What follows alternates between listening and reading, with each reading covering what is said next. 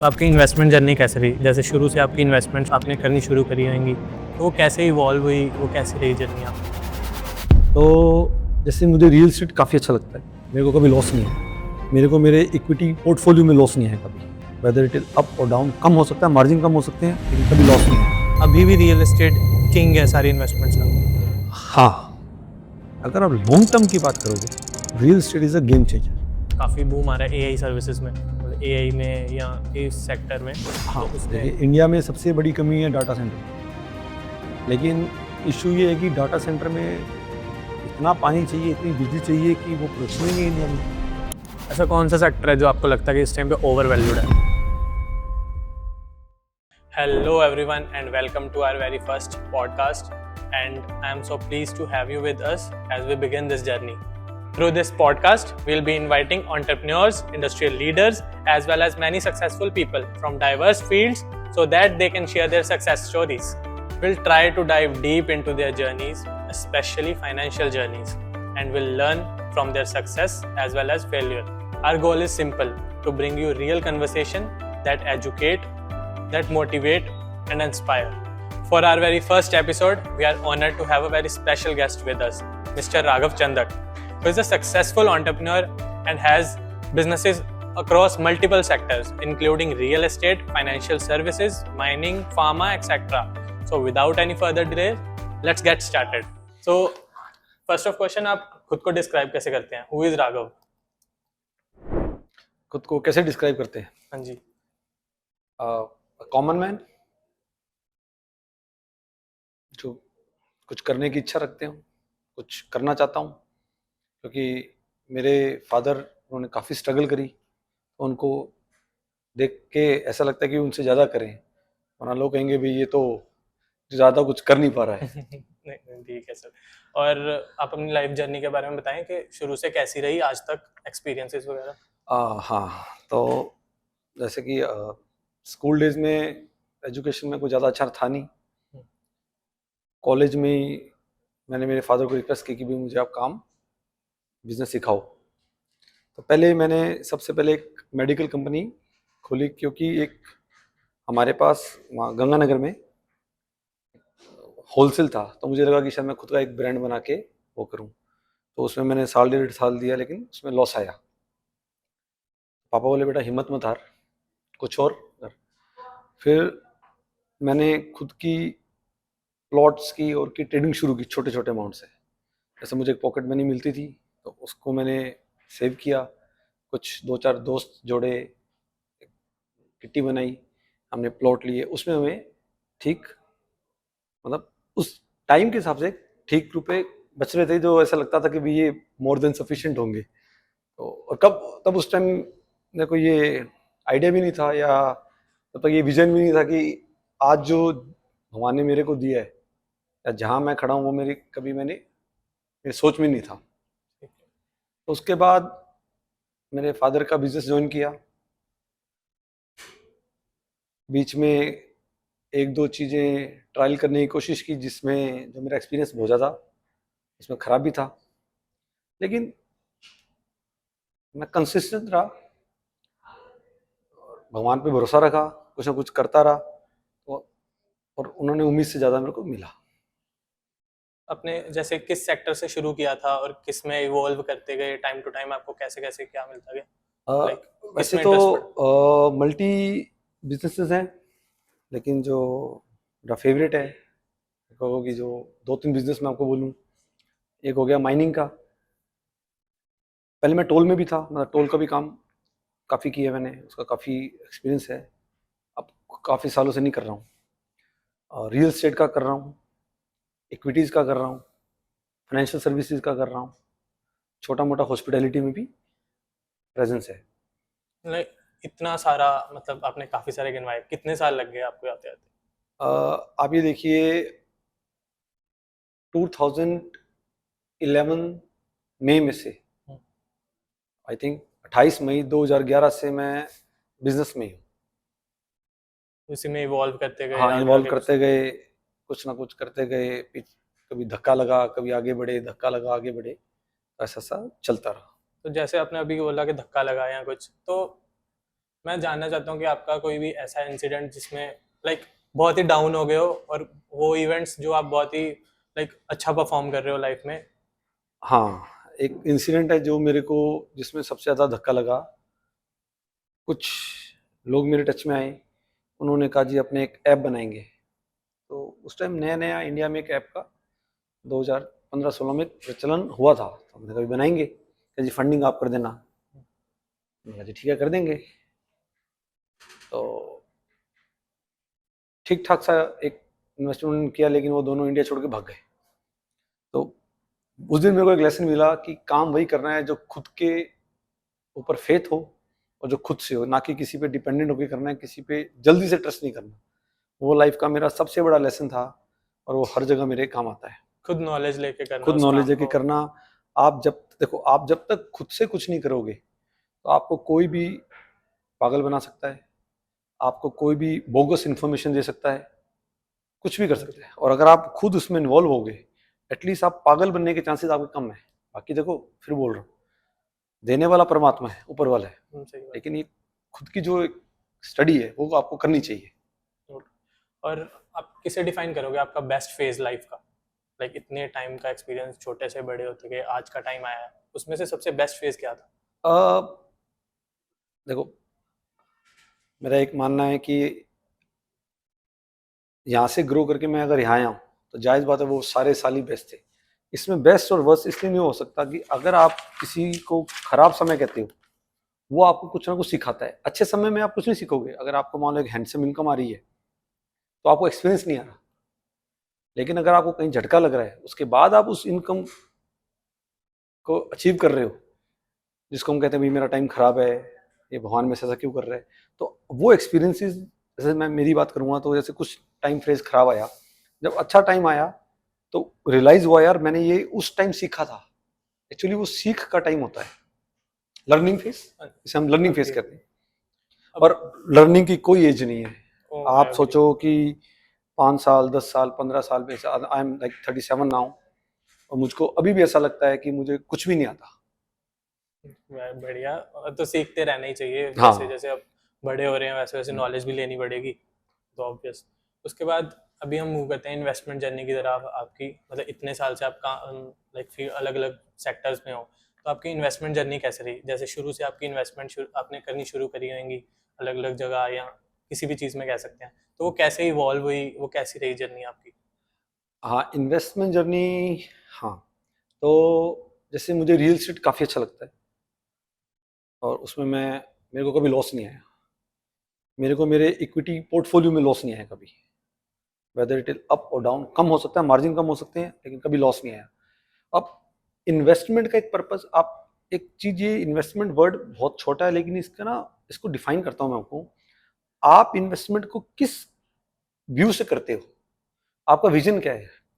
Long term है, short term है, आपने वेल्थ डेवलप करनी है, या आपने छोटा प्रॉफिट एक इन्वेस्ट किया, वो आ गया और आप उससे सेटिस्फाइड हो? जैसे like my mind set is like I am a long term guy, मुझे अभी हड़बड़ी में कुछ नहीं चाहिए। तो मेरी इन्वेस्टमेंट्स कह लो आप, या जो भी मैं उसमें वर्किंग करता हूँ, वो ये रहती है यार ठीक है यार, धीरे धीरे ग्रो, लेकिन ग्रो हो। एक एग्जांपल देता हूँ, अगर आप मेरे से पूछोगे कि भी आपको 3 साल में 100 करोड़ रुपए आए या 10 साल तक आपको 15-15 करोड़ रुपए आए, तो आप क्या प्रेफर करोगे? तो मैं ये बोलूंगा भी मुझे 10 साल तक आने चाहिए, ताकि मेरा लाइफ का बैलेंस बना रहे। आज एक साथ मेरे को पैसा आया तो जायज बात है कि मैं उसी चीज में ढल जाऊंगा, और फिर बाद में नहीं आया फिर। तो मैं चाहता हूँ कि एक लेवल आप अपना मेंटेन करके चलो, एक इन्वेस्टमेंट ऐसी रखो और इन्वेस्टमेंट को डिवाइड करो। जैसे जैसे मैंने किया हुआ है, मैं कुछ पार्ट मेरा रियल एस्टेट में किया हुआ है, कुछ मेरा माइनिंग में हुआ है, कुछ इक्विटीज में हुआ है, कुछ इंटरनेशनल हुआ है। तो ठीक है, सारी जगह का रिटर्न सेम नहीं रहेगा।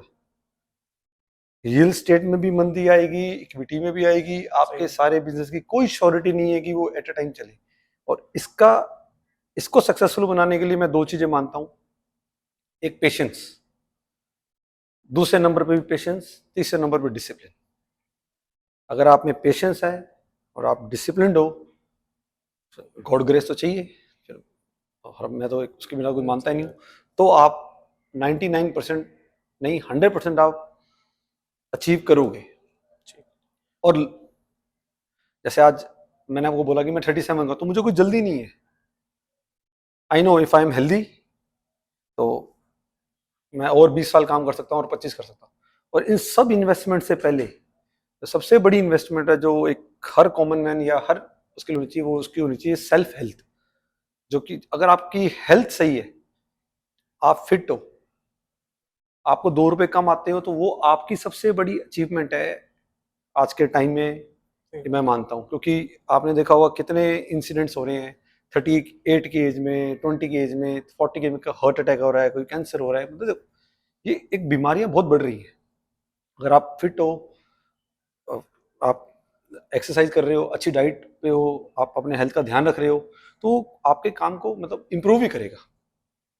ये भी देखा जा रहा है काफी टाइम, लाइक पहले के लोग थे तब इतनी बीमारियां नहीं थी नहीं थी, ऑब्वियसली, हाँ। वो अभी आके ज्यादा बढ़ रही हैं, या हम देखने को मिल रही हैं, या हमें न्यूज जल्दी आ जाती है तो पता लग रहा है, या लोगों में ऑब्वियसली वो बढ़ गया है। उसके 2-3 फैक्टर्स हैं। पहले के लोगों का फिजिकल वर्क बहुत था, ट्रांसपोर्टेशन इतना नहीं था, सोशल मीडिया नहीं था। अब क्या है कि पहले मतलब मैं मेरी स्कूल डेज की बात करूंगा कि हम लोगों के पास फोन नहीं होते थे, तो हम शाम को स्कूल में फिक्स करते थे भी आज शाम को 5 बजे ग्राउंड में मिलेंगे या पार्क में मिलेंगे, हम खेलें, क्रिकेट खेलेंगे या कुछ भी है। अब आप बताइए पार्क में या ग्राउंड में कितने लोग खेल रहे हैं।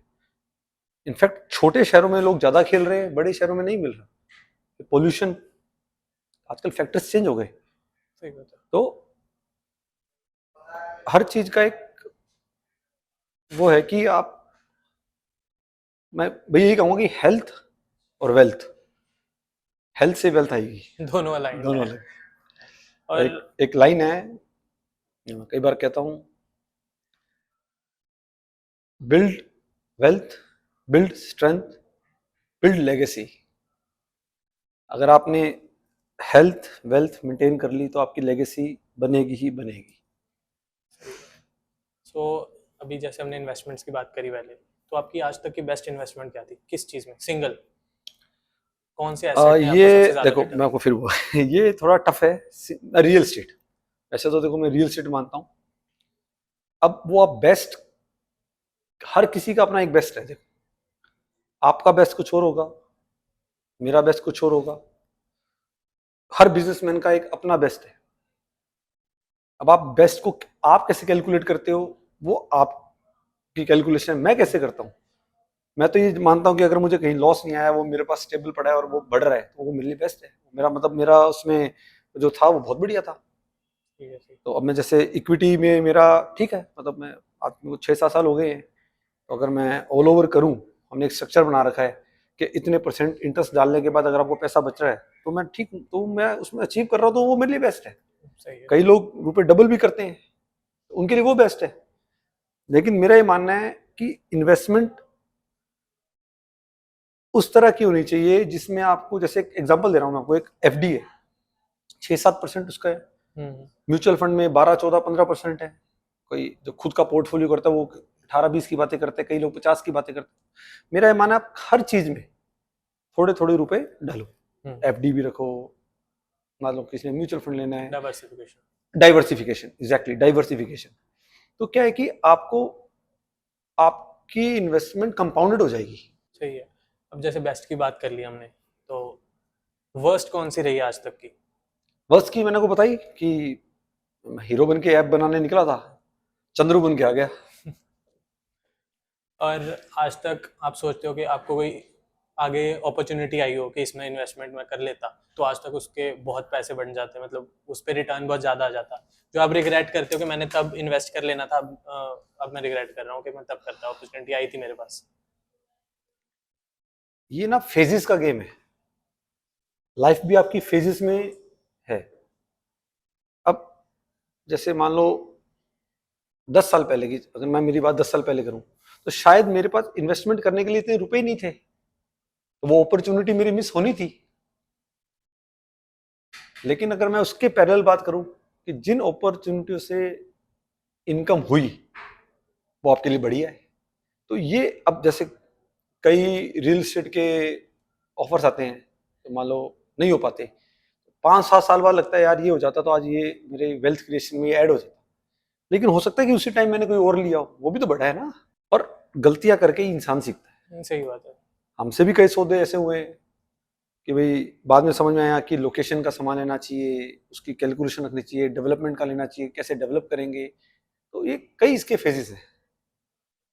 और जैसे आपने अभी पहले बोला कि पैसा आए, कोई मुझे बोले कि 10 बार में मैं तेरे को पैसे देता हूँ या एक बार में इतने सारे पैसे ले ले, तो डोंट यू थिंक कि एक बार में लेके अगर उसको मैं ऐसे इन्वेस्ट कर देता तो आगे का उसने जो 10 बार देने थे मैं उससे 20 बार या 30 बार ले लूंगा। ये बढ़िया चीज आपने पूछी, लेकिन एक अब मैं आपसे पूछता हूँ, मेरे को एक बार पैसा मिला, क्या पता उस टाइम मेरा माइंड सेट क्या हो, मैं उसको इन्वेस्ट नहीं करके खर्चा कर दूं, सही है। या ऐसे हड़बड़ी में इतने काम कर लूं, अलग अलग जगह रुपए लगाऊं कि जो मैं खुद ही नहीं हैंडल कर सकूं। इसमें मेरा माइंडसेट ये है कि मेरे को थोड़ा थोड़ा आता रहे, लेकिन आता रहे। ठीक है। ये मंदी तेजी जो लोग कहते हैं वो क्यों होती है कि एक साथ पैसा आना और एक साथ जाना, सही है मेरी? सही बात। ये तो डेकेड टू डेकेड चल रहा है। 2008 में मंदी आई, फिर 18 के बाद तेजी आने लग गई, अब वापिस स्टेबल हो गया, बढ़ जाएगा घट जाएगा, यही हो रहा है। तो इसमें मेरा मानना है कि आता रहे, और कैलकुलेटेड रिस्क आपको रखना चाहिए। जब तक आप एक रिस्क नहीं लोगे आप नहीं कर पाओगे कुछ भी। तो इतनी सारी हमारी रियल एस्टेट की बात हुई, तो मैं अभी भी कभी कभी सोचता हूँ कि अभी भी रियल एस्टेट किंग है सारी इन्वेस्टमेंट्स का, मतलब आज भी। जैसे पहले अब दादा दादी कहते होते थे कि हाँ जमीन खरीद लो, कुछ ना खरीदो, जमीन में पैसे लगा लो। हाँ, मतलब in my point of view कि रियल एस्टेट इसलिए किंग है कि आपको पता है कि आपने जमीन ली है, प्लॉट लिया है, वो आपको दिख रहा है कि भाई मैंने ये चीज ली है, वो आपके पास पड़ी है। अगर सस्ती हुई तो आपकी है, महंगी हुई तो आपकी है, वो हार्ड हार्ड सामान है। अब हम बात करते हैं मतलब इक्विटी की। इक्विटी तो आप किसी न किसी पे दाव खेल रहे हैं। ठीक है। रिटर्न नो डाउट, लिक्विडिटी की अगर आप बात करोगे तो वो इक्विटी में ज़्यादा है। आज आप एंटर मारो, कल आपको आपके बैंक में क्रेडिट हो जाएगा। रियल एस्टेट में हो सकता है शायद 4 महीने नहीं बिके, 1 महीना नहीं बिके, 6 महीने नहीं बिके। लेकिन मैंने आपको क्या बोला कि अगर आप लॉन्ग टर्म की बात करोगे, real estate is a game changer in my opinion. जो मतलब हो सकता है किसी ने इक्विटी में बहुत बड़ी क्रिएशन करी हो, वो हर किसी का अपना अपना हुआ है। मैं किसी मतलब आपने मेरा पूछा तो मैंने आपको बताया कि मेरे को रियल एस्टेट बहुत बढ़िया लगता है। और अगर रियल एस्टेट में भी हम पर्टिकुलर हों कि इंडस्ट्रियल है, कंस्ट्रक्शन में भी चला जाता है, वो रेजिडेंशियल लैंड भी आ जाती है या प्लॉट भी आ जाते हैं, तो आप किस में मेजरली आपका बिलीव है कि हाँ ये ग्रो करेगा? हम हर तरह के करते हैं। हम कमर्शियल में भी हैं, रेसिडेंशियल में भी हैं, एग्रीकल्चर में भी हैं। फिर वापस मैं कहूँगा कि किस लैंड का क्या पॉइंट ऑफ व्यू है, आप क्या सोच कर ले रहे हो, मैटर वो करता है ना। अब मान लो जैसे एग्जाम्पल के तौर पे मैंने सोचा भाई ये लैंड मैंने मेरे बेटे के लिए लेनी है, तो मेरा विजन ही 25 साल के बाद का चला गया ना। और एक मैंने लैंड ली कि यार मैं लूँगा, इसके रेरा के सारे क्लियरेंस करवाऊंगा, लाइसेंस लूंगा, इसे प्लॉटिंग करूंगा या कंस्ट्रक्शन करूंगा, जो भी है वो अलग विजन है। सही सही। देखो एक हो गया ट्रेडिंग, जो हम लिया और बेची के लिए करते हैं, मतलब हमने सामान लिया, काटा, बेचा या बनाया बेचा जो भी है। एक हम करते हैं इन्वेस्टमेंट। रियल एस्टेट में 2-3 चीजें हैं, तो मतलब मैं सारे करता हूँ। सही है। और हम रियल एस्टेट में पर्टिकुलर हों कि आपकी अप्रोच क्या रहती है, मतलब आपने बोला कि हाँ मैं 15 साल अपने बेटे के लिए लूंगा तो आगे का सोच के ले रहा हूँ 25 साल में, आप कैसे स्पेसिफाई करते हो कि इस एरिया का रेट अब बढ़ जाएगा? जैसे आप प्लॉट ऑफ लैंड ले रहे हो तो इस एरिया पे मैं, जैसे इसमें भी वो होगा ना कि मेरा इंस्टिंक्ट आया कि मेरे को वो लग रहा है कि वो ग्रो कर जाएगी, तो आप कैसे देख के लेते हो कि हाँ ये एरिया में ले लेता हूँ, आगे आने वाले सालों में रिटर्न आ जाएगा? और इस पे भी ऐड कर सकते हैं कि इंडिया में भी काफी जगह है, आप किस पे सोचते हो कि कौन सी जगह आपको ज्यादा एक्साइट करती है कि हाँ यहाँ पे इन्वेस्ट करता हूँ, यहाँ पे बढ़ेगा ही बढ़ेगा? अब एक एग्जांपल देता हूँ। मेरे दादाजी ने घर लिया था 700 रुपये में, आज उसकी वैल्यू करोड़ों में है। जब लिया था तब मेरे पापा बताते हैं, दादी बताती थी कि वो एरिया खाली था और अब वो सिटी सेंटर है। अब आप कैसे डिफाइन करोगे बताओ? किसी आदमी ने 40 साल पहले कोई लैंड ली, अब उसके चारों तरफ या उस पे सिटी पूरा सेंटर बन गया, कैसे अब आप वो करोगे? ये आपकी कैलकुलेशन है कि सरकार या गवर्नमेंट के प्रोजेक्ट्स क्या आ सकते हैं और उसके लिए सूटेबल एरिया कौन सा है। फिर आप एग्रीकल्चर ले रहे हो तो उसमें पानी, फर्टाइल सॉइल, हर कई फैक्टर्स हैं इसमें। नहीं सही है, मान गया मैं उस पर भी। और जैसे हम कह दिया, अब गवर्नमेंट का इसमें हाथ रहता है, मतलब गवर्नमेंट का मेजर वो रहता है कि गवर्नमेंट का हाँ तो हाथ लैंड रहता ही का। है। आज गवर्नमेंट का हाथ है। गवर्नमेंट जितने प्रोजेक्ट्स लाएगी, नेशनल हाईवेज लाएगी, तो आपकी तो लैंड बढ़नी है ना, सही है। या जो भी गवर्नमेंट की स्कीम्स होती हैं। तो जैसे मैं देख रहा था कि पीछे से काफी लोगों ने अपनी जमीन को ही 4-5 लोगों को बेच दिया, मतलब जैसे उसी में प्लॉटिंग करके एक ही जमीन मतलब एक ही पार्ट को 2-3 बंदों के नाम किया हुआ है, बाद में उस पर डिस्प्यूट हो रहा है। मतलब इस चीज से भी वो तो बचने के फ्रॉड लिए। करने के तो 1000 तरीके हैं। आप एक जमीन को 100 बार बेच दो, क्या फर्क पड़ता है।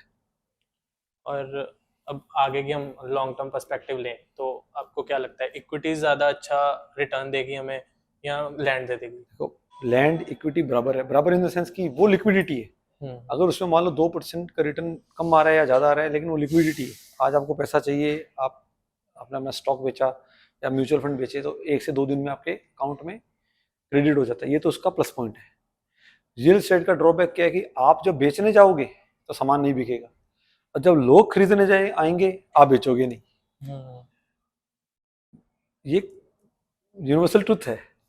मैं आज बेचने जाऊंगा तो मुझको सब बोलेंगे भाई नहीं, इसकी तो ये वैल्यू ही नहीं है। और जब सामने वाला खरीदने आएगा तो मैं कहूंगा नहीं, इसकी ये वैल्यू नहीं, ये वैल्यू है। इक्विटी में सामने चल रहा है आपके। सही बात है। कोई भी शेयर आपने 100 रुपए का लिया, 150 का तो आपका है, 90 का तो आपको एंटर मारना है। नहीं सही बात, सही। और अभी जैसे रियल एस्टेट की तो बहुत बातें कर ली, अब पर्टिकुलर सेक्टर में बात करते हैं कि आपको कौन सा सेक्टर लगता है कि आने वाले टाइम में ग्रो करने वाला है, बूम आएगा उसमें। जैसे हम आज से 10 से 15 साल की बात करें तो मतलब लॉन्ग टर्म ही सोच रहे हैं उसमें भी। इक्विटी की बात कर रहे हैं? नहीं नहीं, सेक्टर सेक्टर पर्टिकुलर कौन सा ग्रो करेगा, जैसे फार्मा हो गया या डिफेंस हो हाँ, गया या क्या? Green energy, pharma, financial services best लगता है मेरे को। मैं ग्रीन एनर्जी से तो समझ गया कि हाँ आने वाले टाइम में अभी पेट्रोलियम खत्म हो रहा है, यहाँ सब लोगों ने सस्टेनेबल होना ही होना है। फार्मा की तरफ आप क्यों जा रहे हो और फाइनेंशियल सर्विसेज में क्यों? आप 10 साल का रिकॉर्ड देख लीजिए कि लोग कितने बीमार पहले 10 साल पहले होते थे, कितने अब हो रहे हैं। फिर साइंस जिस स्पीड से चल रही है, कैंसर तक की वैक्सीन आ रही है, तो है तो फार्मा का ही पार्ट। सही। या किसी चीज़ का ट्रीटमेंट आ रहा है तो वो फार्मा का ही पार्ट है। अगर बीमार होगा उसका ट्रीटमेंट ऐसा लोग करवाएंगे। और अब तो इनफैक्ट गवर्नमेंट की कितनी पॉलिसीज हैं जो मिडिल क्लास लोगों को, स्मॉल सेक्टर को, उनके इंश्योरेंस हैं और हैं, जिससे उनको एक हेल्थ का बेनिफिट है। तो आदमी इलाज कराता है। अगर कोई चीज़ इलाज कराएगा तो किसी कंपनी का सामान तो लगेगा। सही बात है। और आप बीमारी का रेशियो देख लीजिए। आप पहले लोगों की एज 90-95 तक जाती थी, 100 तक जाती थी। अब आप देख लीजिए एज क्या जा रही है। उसको लगता है 15% की करेक्शन एज में। और जैसे अभी आपने फाइनेंशियल सर्विसेज भी बोला बीच में, उसको आप कैसे कह रहे हो कि वो कैसे ग्रो करेगा? इंडिया की पॉपुलेशन अराउंड 140 सीआर होगी, प्लस माइनस 10-15 करोड़। कितने लोग हैं जो रिटर्न भर रहे हैं? कितने लोग हैं जिनके पास बैंक का लोन है? कितने लोग हैं जिनके पास राइट इंफॉर्मेशन है? अगर आप कॉमन आदमी के लिए वर्क कर रहे हो, जैसे मेरी कंपनी कॉमन आदमी के लिए छोटे छोटे शहरों में ऑफिस खोल रही है कि भाई हम उसको घर बैठे सुविधा देने की कोशिश कर रहे हैं,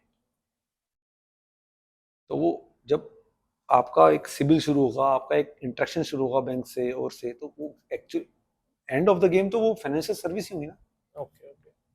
और जैसे अभी काफी बूम आ रहा है एआई सर्विसेज में, मतलब एआई में या इस सेक्टर में रिलेटेड डाटा सेंटर्स हो गया, एआई हो गया, हाँ, तो उसमें देखिए इंडिया में सबसे बड़ी कमी है डाटा सेंटर की। लेकिन इशू ये है कि डाटा सेंटर में इतना पानी चाहिए, इतनी बिजली चाहिए कि वो प्रोडक्शन ही नहीं है इंडिया में। हर सेक्टर के प्रोज एंड कॉन्स हैं। डिफेंस कब चलता है? जब युद्ध होगा तभी मशीनें लगेंगी, लेकिन वो ट्रायल्स भी चलते हैं। तो एआई नो डाउट बहुत बढ़िया है। फ्यूचर ऑफ एआई पे आजकल चैट जीपीटी, ये गूगल से लोग कम हो गए। चैट जीपीटी पे तो वो मतलब ऐसे चैटिंग करते हैं जैसे उसकी कोई गर्लफ्रेंड हो। सही बात है, मेरा कभी भाई भी वो खुद के बारे में पूछ लेता है, बताओ मेरे बारे में क्या कहना है आपका। सही बात है, सही बात है। तो एआई बढ़िया है, लेकिन अभी इंडिया में मेरे को ऐसी कोई स्पेसिफिक कंपनी लगती नहीं है। स्कोप बहुत है इंडिया में, पोटेंशियल बहुत है। लेकिन आप कह रहे हो इंडिया वर्ल्ड में की सबसे बड़ी मार्केट बन सकती है इंडिया। Agree agree. जैसे एआई अब इंडिया में आप कह रहे हो कि बहुत बड़ी मार्केट बन सकती है, यहाँ बहुत पोटेंशियल है, लेकिन स्टिल मैं कहीं ना कहीं सोचता हूँ कि लोग बाहर जाके इन्वेस्टमेंट कर रहे हैं, यहाँ पे इंडिया में इंटरेस्ट नहीं दिखा रहे। हाँ बिल्कुल, ये बात सही है। उसका उसके पीछे कई फैक्टर्स हैं।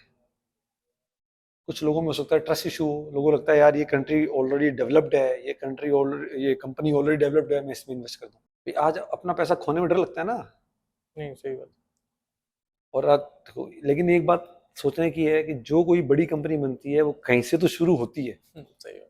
तभी वो बड़ी बन रही है। आज आप बड़ी बड़ी कंपनियों के नाम लोगे तो उसने किसी दिन तो शुरू किया होगा, उस दिन उसका वो नेटवर्क किया, उसकी वो ग्रोथ नहीं होगी, उसने कितना स्ट्रगल किया होगा। अगर आपके जो प्रमोटर्स हैं वो बढ़िया हैं, अग्रेसिव हैं, उनके डिसीजन अच्छे हैं, तो वन डे आपका वो हो ही जाएगा। और ऐसा कौन सा सेक्टर है जो आपको लगता है कि इस टाइम पे ओवर वैल्यूड है? लोग बहुत बात करते हैं बट उतनी बातचीत है नहीं उस सेक्टर में। ऐसा कौन सा सेक्टर जो ओवर वैल्यूड है? ज्यादा फेम में आ गया है बट नहीं।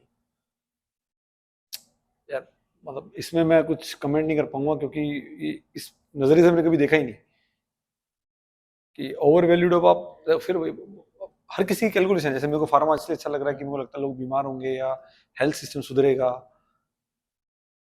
एनर्जी इसलिए अच्छी लगती है कि इसकी डिमांड बढ़नी है। अब किसी चीज की डिमांड ओवर हो गई है, मतलब सप्लाई ओवर हो गई है, तो वो ओवर वैल्यूड है। अब वो मेरे को मतलब मेरी नॉलेज में नहीं है। और ऐसा कौन सा सेक्टर लगता है जो मतलब आपको लग रहा है कि लोग इसमें ज़्यादा ध्यान नहीं दे रहे बट हाँ इट विल परफॉर्म वेल आगे आने वाले टाइम में? लोग इसमें ध्यान दे ही नहीं रहे, इन्वेस्टमेंट्स इसमें जा ही नहीं रही, बट आपके अकॉर्डिंग वो कौन सा sector? I think green energy में जितना लोगों को बढ़ चढ़ के करना चाहिए। अगर अपने विलेजेस की बात करें तो अभी भी वहाँ इलेक्ट्रिसिटी का बहुत बड़ा, मतलब मोस्टली एवरी स्टेट में इशू है। कई जगह ऐसे हैं जहाँ इंडस्ट्रीज को 8 घंटे से ज़्यादा लाइट नहीं मिल रही है। बिजली एनर्जी में ही है। अगर आप सोलर हो गया या हाइड्रो हो गया, वो एक स्टेट टू स्टेट पॉलिसी भी मैटर करती है। मुझे लगता है कि इसमें भी काफ़ी स्कोप आ सकता है। गवर्नमेंट अगर इसमें काम कर रही है और बढ़िया काम करे तो ये तो भी बहुत ग्रोइंग है। आप समझिए 140 करोड़ को आपने सप्लाई देनी है। सही बात है। बिगेस्ट नंबर है वर्ल्ड का, ये इंडिया का बिगेस्ट नंबर। और अभी जैसे मैंने आपकी प्रोफाइल देखी थी उसमें बड़ी आपको गाड़ियां वगैरह का शौक वगैरह है तो अभी जैसे आने वाला सेक्टर अभी मेरे को लग रहा है जो ईवी सेक्टर बूम कर रहा है, हाँ तो उसमें क्या ईवी में हाँ, आपको ईवी इंटरेस्ट? ठीक है। मतलब अगर जैसे अभी 4-5 घंटे लेती है कार चार्ज होने में, अभी शायद कह रहे थे कि 5 मिनट, 15 मिनट, 45 मिनट, 45 मिनट्स में कार चार्ज होगी, तो ईवी बढ़िया है और काफ़ी इकोनॉमी पड़ती है, मतलब सस्ता बहुत पड़ता है कार का। हाँ मुझे क्रेज है, I am passionate about cars, शौक से, और अच्छा लगता है कार। किसको नहीं लगता सबको। तो अभी जैसे हम इंडिया के बारे में बात कर रहे थे, तो इंडिया को आप कहाँ देख रहे हो कि 2035 तक इंडिया कितना ग्रो कर सकता है या क्या ग्रोथ पोटेंशियल इंडिया है? टॉप 5 में रहेगा। इंडिया अगले 2035 तक टॉप 5 में इसकी रैंकिंग रहेगी। ठीक है। और अभी हम मूव करते हैं कि अभी सजेशंस पे, कि जैसे अब आपकी जर्नी रही, आपका इन्वेस्टमेंट क्राइटेरिया एज जब आप 20 के थे और आज तक का मतलब कैसे इवॉल्व हुआ है आपने उस चीज़ को? मतलब अब जैसे मैं छोटा हूँ, अब जैसे बड़ा हूँगा, मेरी इन्वेस्टमेंट जर्नी कैसी रहनी चाहिए? जो आपने सीखा अपनी से, जहाँ आपने कोई मिस्टेक करी कि यहाँ नहीं इन्वेस्टमेंट करनी थी, शुरू में मैं यहाँ कर लेता, जैसे इमरजेंसी फंड्स वगैरह होते हैं। अब देखिए, इसमें कई पॉइंट ऑफ व्यू भी हैं, और मैं ये कहना चाहूँगा जैसे कि एक हो गए प्रोफेशनल्स, एक हो गए सैलरीड पर्सन्स, बिजनेसमैन, एचएनआईज। हर अब एचएनआईज है उसके लिए तो 100 करोड़, 200 करोड़, 500 करोड़ की लैंड भी बहुत ईजी है, कोई इतना बड़ा पोर्टफोलियो भी मेंटेन कर सकता है। लेकिन सैलरीड कैसे करेगा? अगर मान लो किसी की सैलरी 1.5-2 लाख रुपए महीने की है, 50,000 रुपये महीने की है, उसको अपना पहले घर का खर्चा भी चलाना है, खुद का एक्सपेंस है, अगर उसके बच्चे हैं शादीशुदा उसके भी एक्सपेंस है, उसके बाद जो बचेगा वो उसको इन्वेस्ट करेगा। अब वो उसकी इन्वेस्टमेंट का अगर अमाउंट छोटा है तो उसको फिर म्यूचुअल फंड है या इक्विटीज है या एफडीज है उसमें जाना पड़ेगा। अब मान लो किसी का इन्वेस्टमेंट का फॉर्म ही बड़ा है कि भाई ठीक है मैं इन करोर्स या इन लैख, तो वो रियल एस्टेट में भी जा सकता है। तो ये डिपेंड करता है कि आपका पॉकेट साइज क्या है। ठीक है। आज आपको मैं बोलूँ कि ठीक है जी मैं एक दुबई में 5 स्टार होटल खोलता हूँ, तो मैं नहीं खोल सकता, मिलियंस ऑफ डॉलर उसमें चाहिए। लेकिन आप मेरे को बोलोगे कि लैंड पार्सल मैं इंडिया में कहीं ले सकता हूँ, तो वो मैं शायद सोच भी सकता हूँ। अब हमने कहीं काफ़ी लोगों को देखा है, वो इन्वेस्टमेंट करते रहते हैं लेकिन उनके पास इमरजेंसी फंड्स वगैरह कुछ नहीं होते एट टाइम। अब कुछ भी मिस हैपनिंग होती है मेरे को ये या मानना है कि इमरजेंसी फंड में आप एक एफडी का रूप ले सकते हो, क्योंकि उसमें कुछ ना कुछ आ रहा है।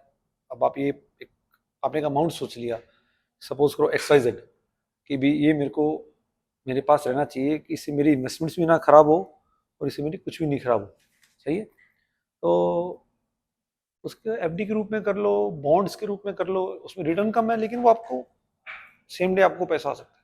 नहीं। अब जैसे वही है ना कि अब लोग इसको, वो अंदर से वो होता है कि मैंने साइड में रखा हुआ है पैसे, इससे ज्यादा इंटरेस्ट तो मैं कमा ही लेता कहीं लगा के। देखो, साइड में रखा पैसा खर्च हो जाएगा, दिखावे की दुनिया ज्यादा हो गई ना। अगर मेरे पास आईफोन है तो आपको भी लगे यार मैं भी आईफोन ले आऊं, तो सोचेगा यार चल रुपए तो जोड़ ही लेंगे, ये खर्च देते हैं। खर्चा करना चाहिए लेकिन किसी को देख के खर्चा नहीं करना चाहिए। अब जैसे हम आपने आईफोन वाली बात ही करी कि सबको है कि मेरे पास भी ये चीज़ होनी चाहिए, बट हमें अपनी नीड्स को पहले रखना चाहिए या नेसेसिटीज को। मतलब वो होता है ना कि शौक बड़ी चीज़ है। हमने अपना देखा नहीं कि मैं भाई साहब, रात को खाने के लिए अगर राशन नहीं हो और शौक करोगे तो कैसे होगा? शौक आपकी इनकम से होने चाहिए। पहले आपको आपकी आपकी फैमिली की नीड्स पूरी करनी चाहिए, फिर आपको शौक पूरे करने चाहिए, तब आपकी लाइफ बैलेंस रहेगी। अगर आप पहले अपने शौक पूरे करोगे और फैमिली की खुद की नेसेसिटीज पूरी नहीं करोगे तो आप परेशानी रहोगे ना। सही बात है। भाई एग्जांपल देता हूँ, आज मान लो आपको अपने बच्चे को स्कूल पढ़ाना है और एक आईफोन लेना है, उसकी फीस भी 1 लाख है, 1 लाख आईफोन है, और आपने आईफोन ले लिया और बच्चे को नहीं पढ़ाया, तो क्या चीज, क्या वो सही है गलत है? आप बताओ। नहीं, सही बात है। नेसेसिटी तो वो थी, वो तो कभी भी ले सकते थे आप। शौक करना चाहिए। अगर आप हेल्दी कमा रहे हो, अच्छा कमा रहे हो, जिसका भी जो पे ग्रेड है उसको अपने हिसाब से शौक करना चाहिए, लेकिन पहले अपनी नेसेसिटीज को पूरा करके। मैं मतलब आपकी प्रोफाइल को स्टॉक कर रहा था, ठीक है, तो मतलब काफ़ी कुछ देख रहा हूँ कि गाड़ियाँ हैं, मतलब भगत तो हम शिव जी को भी मानते हो, उसके हाँ, बाद पॉलिटिक्स में भी हो, तो इसका ओवरऑल मोटिवेशन आ रही थी कि हाँ गाड़ियाँ आ रही हैं, भगवान को भी मानना है, पॉलिटिक्स में भी जाना है, लाइक पावर और पैसा मेरे को दिखा कहीं ना कहीं। उसके बारे में आपका नहीं क्या है नहीं, कि पावर? पावर और पैसा नहीं है, वो प्यार है लोगों का। और पॉलिटिक्स में मैं डायरेक्टली इन्वॉल्व नहीं हूँ। अ, मेरे पेरेंट्स हैं, मेरी मदर मेयर थी गंगानगर से, उससे पहले मेरे अंकल मेयर थे, मेरे फादर ने भी इलेक्शन विधानसभा का किया हुआ है, और मेरी मदर को भी लास्ट टाइम 2023 में करवाया था। तो निर्दलीय लड़े थे हम, तो हमें बहुत अच्छे, मतलब 52,000 वोट्स आए थे, रनर अप रहे थे हम। तो तब लोगों से मिलते हैं, करते हैं, किसी का दुख दर्द होता है, कोशिश करते हैं कि वो काम हो जाए, कईयों के हो जाते हैं, कईयों के नहीं हो पाते, तो अच्छा लगता है। ये चैरिटी हो गई और हो गई, ये इसलिए अच्छा लगता है, अगर आप कमा रहे हो आपको करना चाहिए। किसकी दुआ कब लग जाए, ये पुराने बुजुर्ग कहते थे, ये सच्चाई है, किसकी दुआ कब लग जाए नहीं पता, किसी को नहीं पता। हम दुआ की बात कर लेते हैं कि ऐसे चैरिटी करी तो दुआ ही, लेकिन उसके साथ साथ कई रिस्क भी आते हैं जिंदगी में, मतलब काफ़ी दुश्मनियाँ आ जाती हैं या कुछ हम कह सकते हैं। देखो, लाइक कोई भी देखेगा कि हाँ इसके पास इतना है तो जेलसी कह सकते हैं या कुछ कह सकते हैं। जेलसी तो लोगों में रहती है, रहेगी। अगर आज आप तरक्की कर रहे हो और कोई नहीं कर रहा है, या आप उससे ज़्यादा कर रहे हो, तो जेलसी रहती है। लेकिन मेरा इसमें मानना है कि आपको जेलस नहीं होना चाहिए, आप अपना काम करते रहो। अगर देखो भगवान ने आपके लिए इतना लिखा है तो आप उसमें खुश रहो ना यार। आज मेरे कई साथ वाले फ्रेंड्स हैं और हैं, बिलियन मिलियन डॉलर की उनकी कंपनी है, तो मेरे को क्या उनसे जेलसी करूं? ठीक है, मेरे सारे शौक पूरे हो रहे हैं, मेरे पास हेल्दी फैमिली है, भगवान का आशीर्वाद है, अच्छे लोगों से मेरा प्रेम प्यार है, किसी से कोई बिगाड़ नहीं है, तो क्या क्या दिक्कत कहाँ है? नहीं, जैसे हम सोचते हैं अब रियल एस्टेट में भी हो आप या मल्टीपल सेक्टर्स में हो, जैसे रियल एस्टेट की वो हमारी बनी हुई थी ना पहले शुरू फिल्मों से लेके कि हाँ ये तो गुंडे हैं या कुछ हैं, कभी किसी ने ऐसे जज किया हो या आपको फील हुआ कि हाँ नहीं? किया है ना, आज तक कर रहे हैं। लोगों को लगता है शराब माफिया हैं, माइनिंग माफिया हैं, रियल एस्टेट माफिया हैं, और मैं आपको एक बात बड़े कॉन्फिडेंस से कहता हूँ, सबसे ज़्यादा टैक्स हम ही भरते हैं इन फील्ड की बात करें। लोगों को लगता है कि 2 नंबर का पैसा होगा, 1 नंबर का होगा। भाई नोट का रंग तो हरा ही है, सबका एक ही रंग है, 500 का नोट का रंग, सही तो बात है। चाहे वो 2 नंबर का हो चाहे 1 नंबर का हो। सही है। और हम खूब टैक्स भरते हैं। कभी भी आप एमसीए की साइट पे जाना, आपको इनकम टैक्स आजकल सब ऑनलाइन है। नहीं, हाँ सही बात है, सब दिख जाता है कहीं पे, हाँ, किसी को भी छान लो अब तो गवर्नमेंट को निकाल लो। गवर्नमेंट का रिकॉर्ड है, तो वरना आपको एजेंसी छोड़ेंगी थोड़ी, नहीं सही बात। वो भी तो काम कर रही है। अरे उसी पे स्पिरिचुअलिटी की तरफ आते हैं कि हमारा भगवान में मानना होता है या कुछ, जैसे आपका भी देखा शिव जी में है। मेरा शिव जी में ही है मतलब, और पता नहीं क्यों दिल से है। मैंने तो शिव जी की घड़ी तक ले ली, तो इसमें अंदर शिव जी बने हुए हैं, ये ओम नमः शिवाय, पीछे केदारनाथ बने हुए हैं। अच्छा। तो और मैं मोस्टली यही पहनता, जब से मैंने ये वॉच ली तो मेरे को और बाकी जल्दी से पहनने का मन नहीं करता। नहीं, ये शौक से लिए, इन्वेस्टमेंट पर्पस? नहीं, ये शौक, ये भगवान, दिल, इमोशन। ओके। भी जैसे इसी में आगे बढ़ते हैं तो काफ़ी सारी टर्म्स आ जाती हैं। हम लोगों को आप क्या समझाना चाहोगे कि मतलब उन्हें ग्रो करना है तो कैसे करना चाहिए, या मोस्टली लोग जो मिस्टेक्स कर रहे हैं कि ग्रो नहीं कर पा रहे, या कुछ कहाँ वो लैग बिहाइंड कर रहे हैं, कहाँ आपने उससे सीखा कि आप उस टाइम पे कि मेरे को ये काम करना चाहिए था, अब मैंने किया नहीं मैं और ज़्यादा बढ़ जाता। वही लोगों के साथ भी हो रहा है कि वो आलसी हो गया है या कुछ हो गया है पिछले टाइम से, या जिनको सिखाना क्या चाहते हो कि ये करो कि इसीलिए ग्रो अप कर पाओगे आप? देखो, पहले तो पेशेंस। आजकल मैंने देखा है यंगस्टर्स में जल्दबाजी बहुत है, बहुत जल्दी पैसा चाहिए उनको, और जल्दी में हमेशा इंसान गलत काम करेगा। पैसा कभी जल्दी नहीं आएगा, कभी नहीं आएगा। अगर आपके दिमाग में ये माइंड सेट है कि पैसा जल्दी नहीं आएगा, तो आप ग्रो कर जाओगे। पैसा जल्दी नहीं आ सकता। और अब वो भी कहते हैं ना कि अपना बिजनेस शुरू करो या इन्वेस्ट कर लो। वो अपना प्रोस्पेक्ट है। देखो, आज कोई बहुत ज्यादा पढ़ा लिखा है, उसको पैकेज ऐसा मिल रहा है जो उसके बियॉन्ड की चीज है, या और अब इसमें भी क्या है, फैमिली प्रॉब्लम देखनी पड़ती है। आज आप एक मिडिल क्लास सिटी या स्मॉल शहर में रह रहे हो, उसका शायद 20-25 हज़ार में घर चल सकता है। अगर आप ये दिल्ली, बॉम्बे, बेंगलोर रहोगे तो शायद 1 लाख में भी घर ना चले। वो उसमें मैं कोई कमेंट नहीं कर सकता। मेरे को जैसे गंगानगर बहुत पसंद है, छोटा सा शहर है, मैं तो वहां रहना चाहता हूँ, लेकिन मैं ट्रैवलिंग करता हूँ, मेरी ट्रैवलिंग काफी है, मैं घूम फिर के आता हूँ वापस मेरे। हाँ, ट्रिप्स भी देखी थी हाँ। मैंने। तो मुझे वो ठीक जैसे लगता है। पर्टिकुलर हो गया ना कि अब वो भी सुनने को मिलता है कि कभी भी ये बड़ी गाड़ी लेनी है तो तुम्हें सैलरी से नहीं मिलेगी, उसके लिए बिजनेस करना ही पड़ेगा। क्यों नहीं मिलेगी? आजकल लोन बहुत हो रहे हैं, हमसे करवा लो। हम लोन करवा देंगे। नहीं, इसलिए फिर लेकिन लोग देखो, बात सुनो, अगर आपकी पे ग्रेड अच्छा है, आप ठीक कमा रहे हो, तो आप लो ना। पहले इनकम, फिर नेसेसिटी, फैमिली, फिर आपका शौक। सही बात है। लोगों में आजकल क्या हो रहा है, इनकम, शौक, बाकी चीजें भाड़ में जाए। बहुत बढ़िया लगा आपसे हाँ। बात करके आज, तो आगे भी बुलाएंगे। बिल्कुल। अब तो शुरू किया है, बात करेंगे। ठीक है, नहीं थैंक नहीं, यू चलो, सर। Thank you.